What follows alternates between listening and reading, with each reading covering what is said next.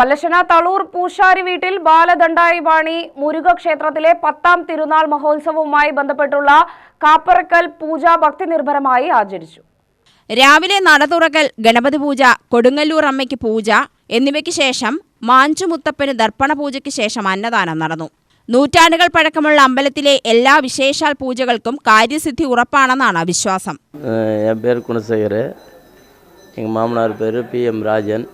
அவர் இந்த கோயிலோட ஒரு பத்தக்கார். அவர் என்னை ஒரு 25 வருஷத்துக்கு முன்னாடி கூட்டிகிட்டு வந்தார். அதுலேருந்து எல்லாமே நேராகி சரியாகி வந்திருக்கு.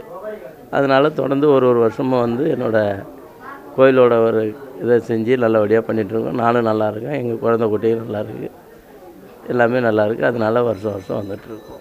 സുരേഷ് പൂശാരി ചടങ്ങുകൾക്ക് മുഖ്യ കാർമ്മികത്വം വഹിച്ചു. നിരവധി ഭക്തജനങ്ങൾ പങ്കെടുത്തു. നൂറ്റാണ്ടുകളുള്ള പഴക്കമുള്ള ഒരു അമ്പലമാണ് തളൂർ പൂശാരി വീട്. ഞങ്ങൾ ഇവിടെ ഒരു 10-30 കൊല്ലമായിട്ടുള്ള അച്ഛൻ്റെ ഒരു ഓർമ്മയോട് കൂടി എപ്പോഴും സ്ഥിരമായിട്ട് കൊല്ലം ഈ പൂജയും കാര്യങ്ങളും വരാൻ വേണ്ടി എപ്പോഴും ആവശ്യത്തോടുകൂടി കാത്തിരിക്കും. നമ്മുടെ ബന്ധുക്കാരും പല സ്ഥലത്തു നിന്നും, ചെന്നൈയിൽ നിന്നും, തിരുച്ചിയിൽ നിന്നും, സേലത്തു നിന്നും, കോയമ്പത്തൂരിൽ നിന്നും, പല രാജ്യത്തു നിന്നും എല്ലാവരും വരുന്നതാണ് സ്ഥിരമായിട്ട്. ഈ അമ്പല പരിപാടി നല്ല ഗംഭീരമായിട്ട് എല്ലാ കൊല്ലവും പല പ്രതീക്ഷയോടുകൂടി ആഗ്രഹത്തോടുകൂടി എല്ലാ ജനങ്ങളും വിശ്വാസത്തോടുകൂടി ആൾക്കാർ വന്നുകൊണ്ടിരിക്കുന്ന ഒരു പുണ്യ സ്ഥലമാണത്. UTV news, Palakkad.